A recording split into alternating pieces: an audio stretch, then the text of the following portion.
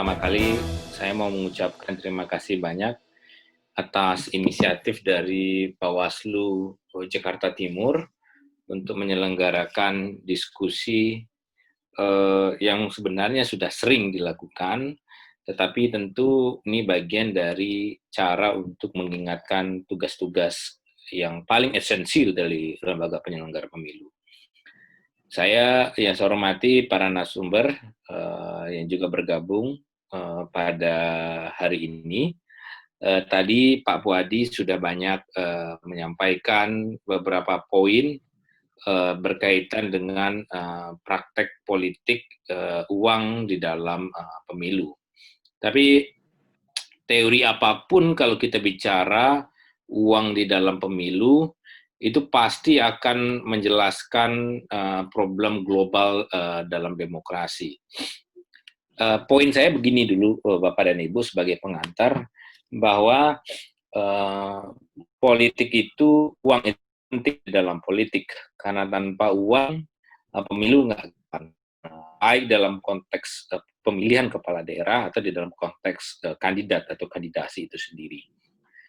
Nah, literatur politik dipisahkan dua hal. Yang pertama, uang dalam penyelenggaraan pemilu dan uang dalam politik. Kalau uang dalam penyelenggaraan pemilu tentu uang-uang yang berkaitan dengan yang dikelola, diproses, dan dipertanggungjawabkan oleh penyelenggara pemilu itu sendiri. Ada uang yang bersumber dari APBN dan ada uang yang bersumber dari APBD. Kemudian uang di dalam politik tentu uang yang lebih luas. Uang penyelenggara itu masuk dalam uang dalam politik. Uang dalam oleh kandidat termasuk kategori rumpun uang dalam politik. Jadi ada cost penyelenggaraan dan ada cost politik. Cost politik ini yang nggak terukur sebenarnya Bapak dan Ibu seluruhnya. Walaupun banyak undang-undang mencoba untuk memformulasi uang di dalam politik. Misal contohnya begini Bapak dan Ibu. Banyak negara kalau kita baca literatur seperti yang dirilis oleh IFES atau IDEA, itu mencoba untuk menetapkan ambang batas atau threshold uang dalam politik. Semisal belanja kampanye maksimum di dalam pemilihan kepala daerah. Nah, itu cara sebenarnya menekan laju uang untuk mengendalikan politik. Karena kalau diberlakukan, kalau ada tanpa threshold demikian, maka yang terjadi adalah unfair election, karena akan bertarung antara uang yang besar dengan uang yang mungkin sedang atau bahkan pas-pasan. Nah, seringkali kemudian kalau kita baca, kalau kita lihat dalam konteks demokrasi, uang tentu varian yang mempengaruhi kemenangan atau kekalahan orang di dalam negara. Itu menjadi sangat lumrah dan sangat sering kita dengar. Orang butuh advertisement, butuh iklan di TV, dan itu ada cost. Orang butuh cetak kaos, dan itu adalah cost dalam politik. Orang butuh tim kampanye, itu adalah cost dalam politik. Nah, hari ini orang butuh buzzer dalam politik. Itu juga sesuatu yang belakangan itu adalah cost. Dan buzzer itu adalah kategori tentu kalau saya mengkategorikannya sebagai kejahatan dalam demokrasi kita, karena menyampaikan berita-berita yang tidak benar. Nah, karena topik hari ini lebih mengerucut kepada politik uang di dalam pemilu, walaupun Pak Puadi sudah menyampaikan tadi dalam pemilu banyak sekali item-itemnya dan persoalannya, termasuk tadi juga yang sempat disinggung, kandidasi buying, jual beli pencalonan. Ini yang nggak ada serinya, ini yang nggak ada batasannya, kira-kira begitu. Uang dalam kandidasi buying, jual beli pencalonan. Dulu Pilpres 2019 diwarnai dengan isu kandidasi buying dalam pencalonan calon wakil presiden 02, Sandiaga Uno. Kalau kita mendengar pernyataan dari Partai Demokrat, Andi Arief, ada uang sebesar 500 miliar rupiah yang disiapkan agar yang bersangkutan diterima dan mendapatkan dukungan oleh partai menjadi calon wakil presiden yang diusung bersama Prabowo Subianto. Itu adalah bentuk kandidasi buying. Pertanyaan sederhananya, apakah itu terjadi di dalam pilkada? Jawabannya iya. Hanya saja, kalau kita mau boleh jujur hari ini, regulasinya ada, mulai dari sanksi diskualifikasi di dalam pencalonan. Tapi kalau kita mau lihat, itu justru yang tidak terungkap dan tidak mendapatkan proses hari ini. Sering kita dengar. Jadi kayak kentut, kandidasi buying itu, jual beli pencalonan atau bahasanya mahar dalam politik, itu seperti kentut. Kalau partai, jawabannya kita tanya kepada kandidat, jawabannya iya, dan jumlahnya macam-macam. Ada yang satu partai itu, kalau untuk dapat tiket dukungan mereka 10 miliar, 5 miliar, ada yang 15 miliar, dan bahkan ada di provinsi-provinsi besar, saya mendengar, untuk dapat dukungan dari partai warna tertentu itu butuh 20 miliar, saya dengar. Tidak hanya isu, karena saya dengar langsung dari kandidatnya, yang pada waktu itu mau dicalonkan oleh partai tersebut. Kepada siapa lagi saya tanya? Kepada konsultan politik saya tanya juga seperti itu. Mayoritas jawabannya hampir sama, bahwa ada kandidasi buying yang melibatkan partai politik dan kandidat itu sendiri. Kalau partai pandangannya itu adalah cost dalam politik, tetapi kalau undang-undang pilkada meletakkan itu sebagai pidana pemilu, maka yang kemudian disebut sebagai menjanjikan atau memberikan sesuatu yang berkaitan di dalam pencalonan. Sanksinya ada diskualifikasi dan sanksinya ada pidana. Jadi ini sudut pandang yang berbeda. Kalau partai melihatnya itu sebagai pendekatan kos bagi partai, sementara undang-undang pilkada maupun undang-undang pemilu itu melihatnya sebagai sebagai bagian dari kejahatan politik dan kejahatan demokrasi. Ini saya skip saja.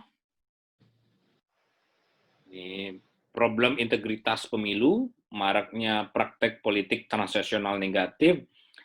Ada apa yang positif? Yang positif misalnya kandidat mewacanakan hal-hal atau programatik tertentu kalau dia terpilih. Menurut saya itu sesuatu yang bisa ditolerir. Toh orang kan nggak mau milih kalau nggak punya konsep, kan sederhananya begitu. Ini orang datang cakada tapi nggak punya konsep, dengan alasan dia tidak mau menjanjikan sesuatu, itu nggak benar juga menurut saya.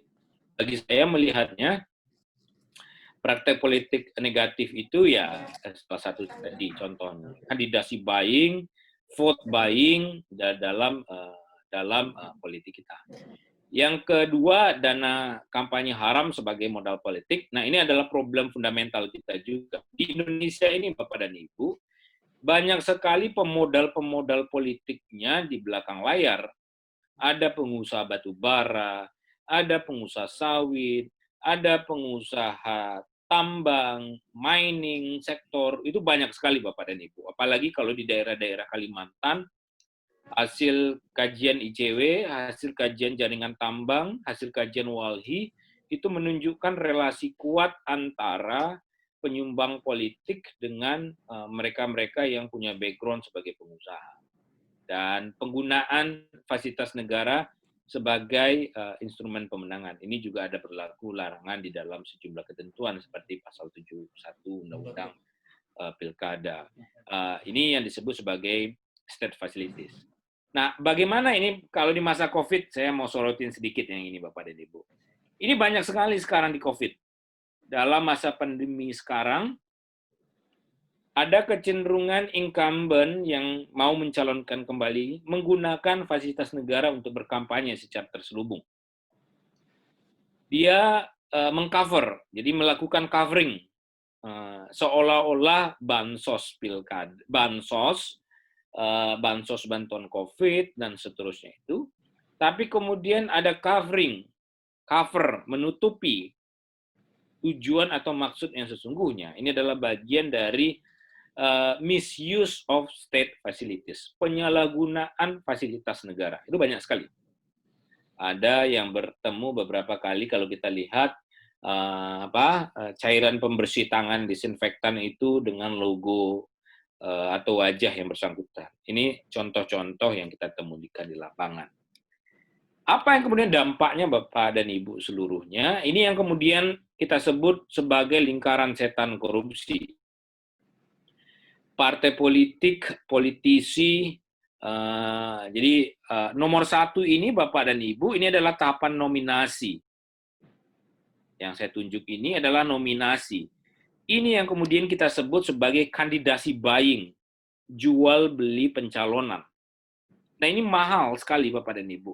Saya tanya ke beberapa konsultan politik di pilkada kemarin, lebih dari setengah biaya politik mereka itu untuk beli dukungan dari partai. Lebih dari setengah. Ini kenapa terjadi? Juga tidak terlepas dari desain Undang-Undang Nomor 10 2016 yang memberikan banyak subsidi kepada kandidat. Nggak salah sebenarnya, karena tujuan memory fund to lifting atau dalam bahasa dalam bahasa asbabun wurudnya kira-kira itu turun karena keinginan untuk mengurangi pembiayaan politik mereka. Jadi karena biaya politik tinggi, maka menguranginya dengan cara negara memberikan subsidi. Nah, partai ini nakal karena biaya kandidat ini sudah turun untuk penyelenggaraan secara formal yang dibolehkan regulasi, misalnya APK, alat peraga kampanye itu juga sebagian kecil sudah disubsidi oleh APBD. Nah, yang terjadi adalah mereka tahu bahwa kandidat ini punya uang, maka biaya partailah dinaikkan. Apalagi momentumnya berdekatan dengan Pilpres kemarin di 2018. Alhasil OTT KPK kepala daerah di 2018 itu tertinggi sepanjang sejarah KPK. Karena ada simbiosis mutualisme antara partai dengan kepala daerah khususnya. Ini adalah poin pertama, nominasi kandidat. Hampir pasti kalau partai atau kandidat melakukan cara haram dalam politik di tahapan pertama ini, ujung-ujungnya akan berujung pada korupsi. Jadi ada yang kedua, politisasi birokrasi. Once dia menang, satu hari dia menang, yang terjadi adalah birokrasi, permainan birokrasi. Misalkan saja, di mana salah satu pos anggaran yang paling basah di daerah itu adalah kepala dinas pekerjaan umum misalnya. Pasti yang ditunjuk itu adalah kepala daerah menunjuk kepala dinas pekerjaan umum itu bisa proyek-proyek hasilnya kepala daerah bisa dapat kickback 5% dari proyek, 77% dari proyek. Setelah itu ya proyek, konsesi, lisensi. Kalau nomor 2 udah diatur, orangnya sudah ditaruh di situ, maka yang terjadi adalah permainan konsesi dan lisensi. Bapak dan Ibu, secara singkat saja saya pernah sering menyampaikan. Bapak ingat nggak kasus Setia Novanto? Apa yang dilakukan Setia Novanto itu sebelum mendapatkan proyek IKTP dengan nilai proyek 5,7 triliun rupiah? Yang dilakukan dia adalah menempatkan orang dia sebagai dirjen kependudukan di Kementerian Dalam Negeri. Itu yang makanya tersangka pertama KPK itu adalah dirjen di Kementerian Dalam Negeri. Itulah yang pertama. Kalau udah dirjennya di tangan, maka proyek itu tender, bidding itu hanya akan menjadi proses formal saja. Kemudian kroni bisnis ini akan terbentuk. Kalau ini sudah terbentuk, 1, 2, 3 udah terbentuk, maka dia akan membentuk kroni bisnis. Nah, kroni bisnis ini jangkarnya kemana-mana, Bapak dan Ibu. Kalau kroni bisnis terjangkar, dia biasa membiayai kandidat, maka kemudian dia bisa membiayai partai politik. Bapak dan Ibu, saya mau jelaskan kaitan dengan politik uang atau kandidasi buying di sini. Tidak seluruhnya politik uang itu dilakukan oleh kandidat. Kadang dia memakai tangan kroni bisnis. Karena dia yang punya duit dulu. Walaupun memang distribusinya bisa saja nanti menggunakan banyak alternatif, seperti menggunakan jaringan-jaringan tim kampanye, baik yang didaftarkan mau tidak didaftarkan ke penyelenggara pemilu itu sendiri. Nah, itu adalah problem dalam demokrasi kita. Ini saya ada beberapa slide, saya percepat saja ya. Ini nggak usah. Nih, Jadi Bapak dan Ibu, pengertian politik uang menurut Edward R. Smith, definisi politik uang hanya di Indonesia, karakteristiknya menurut Daniel Bunke itu ada vote buying, merupakan pertukaran barang, jasa, uang dengan suara di dalam pemilihan umum. Kemudian yang kedua adalah vote broker, orang yang mewakili kandidat atau partai untuk membeli suara. Ini yang banyak, kalau kita nyebut, kalau vote buying ini beli eceran suaranya Bapak dan Ibu. Kalau vote broker ini beli grosiran, beli habis suaranya. Kandidat tidak mungkin melakukan itu tanpa mendapatkan bantuan dari penyelenggara. Apa itu oknum KPU atau oknum Bawaslu. Maka saya senang tadi apa yang disampaikan oleh Pak Puadi, ada kejujuran secara intelektual untuk mengakui itu. Dan itu benar terjadi. Vote broker ini terjadi. Bukan cerita Pak Puadi saja, tapi saya kalau duduk misalnya di Komisi 3, dia juga bercerita itu.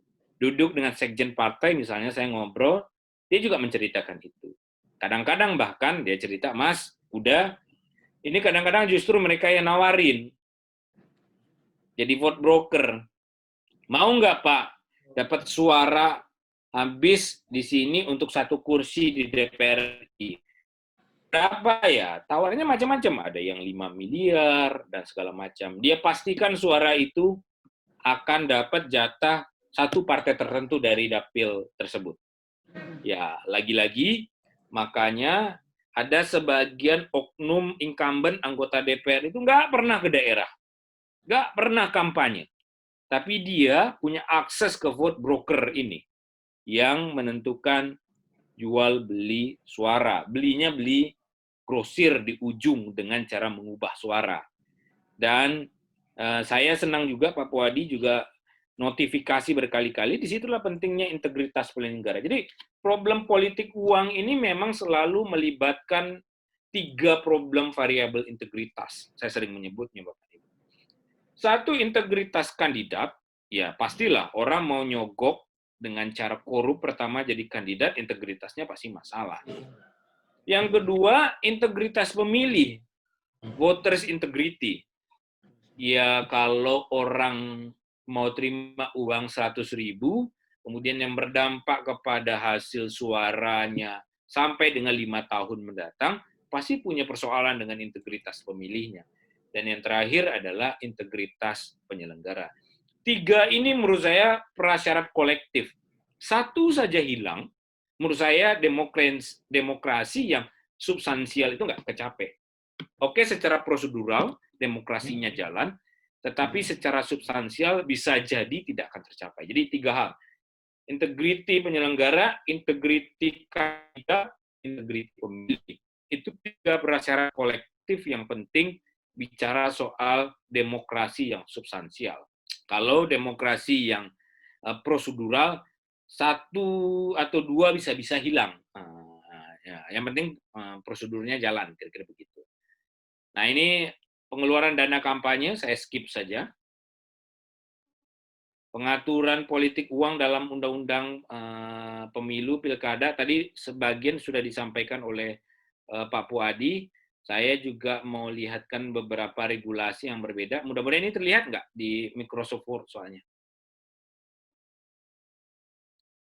Kalau undang-undang pilkada, pasal 73 ayat 1 itu memang akan berbeda dengan undang-undang pemilu.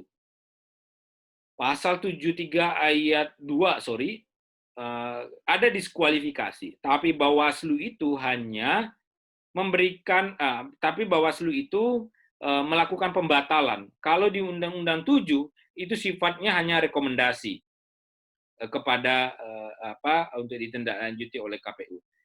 Bisa dilihat di pasal 286 Undang-Undang Nomor 7 2017. Jadi ada perbedaan. Kalau undang-undang pilkada bentuk keputusannya adalah putusan Bawaslu, sementara di undang-undang pemilu dia bentuknya diskualifikasi dari Bawaslu itu hanya rekomendasi. bisa dilihat pasal 286 ayat 2. Jadi ada perbedaan jenis bentuk putusan atau sifat putusan Bawaslu berkaitan dengan politik uang. Kemudian sama-sama TSM menjadi prasyaratnya. Benar kata Pak Puadi, ada perbedaan antara adresat pasal 187 A Undang-Undang Pilkada itu menyasar kepada pemberi dan penerima, sementara di Undang-Undang Pemilu lebih cenderung itu menyasar kepada pemberi. Nah, itu beberapa perbedaan regulatif atau secara peraturan di dalam Undang-Undang Pemilu dan Pilkada. Apa yang tidak kalah pentingnya, Bapak dan Ibu? Yang tidak kalah pentingnya adalah sentra gakumdu. Ini masalah menurut saya. Penting dievaluasi di dalam perbaikan regulasi ke depannya. Saya kok berpandangan sentra gakumdu ini tidak bentuk yang efektif untuk menyelesaikan tindak pidana pemilu. Karena kan waktunya temporer aktif. Prosesnya bisa berbelit-belit. Belum lagi perbedaan pandangan. Belum lagi perbedaan kepentingan politik. Nah, ini yang susah sekali. Kalau sudah perbedaan pandangan politik, afiliasi politik kan nggak bisa diukur biasanya, tetapi bisa dirasakan. Dulu paling ingat saya keluhan-keluhan kawan-kawan penyelenggara pemilu di daerah itu adalah karena kejaksaan pernah dipimpin oleh orang yang bau partai, kalau sudah berkaitan dengan cakada atau caleg yang berasal dari partai yang terafiliasi dengan mantan jaksa agung tersebut, pasti prosesnya mandek. Nah, ini adalah variabel politik, bisa dirasakan, tetapi tidak bisa dibuktikan. Ini problem kita juga. Jadi ada problem teori, ada problem politik. Nah, secara konseptual menurut saya memang ke depan, saya sudah berkali-kali sampaikan ke Komisi 2, Pak Doli, penting untuk evaluasi sentra gakumdu. Karena desainnya tidak membuat penanganan pelanggaran pemilu menjadi efektif dan efisien. Berbelit justru. Beda perspektif, beda agenda politik. Ini yang membuatnya menjadi rumit dalam proses penanganan pemilu itu sendiri. Ini problem, ini saya skip saja. Nah, ini terakhir Bapak dan Ibu, ini adalah problem masyarakat kita. Ini yang saya sebut tadi, kita sudah menjelaskan problem regulasi, sudah menjelaskan juga di problem institusi penyelenggara pemilu. Masyarakat kita itu doyan. Kalau ditanya orang mau terima politik uang nggak? Jawabannya 59% rezeki yang sebaiknya tidak bisa ditolak. Kemudian 40% tidak masalah untuk menerima selama tidak ada paksaan untuk memilih tertentu. Inilah problem kita. Dianggap sebagai rezeki musiman oleh masyarakat. Kalau yang agak terorganisir, dia biasanya bikin proposal kepada caleg atau cekada. Ini modelnya beda-beda. Kemudian alasan menolak hanya 37% politik uang yang merasa politik uang. Tapi kalau di downgrade lagi angkanya, diturunin, dibikin lebih detail lagi, mayoritas orang nggak mau melaporkan politik uang itu karena tidak mau berpolemik dengan kandidat, selain karena merepotkan, kata mereka. Ada beberapa survei yang menunjukkan itu. Nah, ini tantangan bagi penyelenggara pemilu, karena penyelenggara pemilu seperti Bawaslu tentu tidak mungkin akan mengcover seluruh area.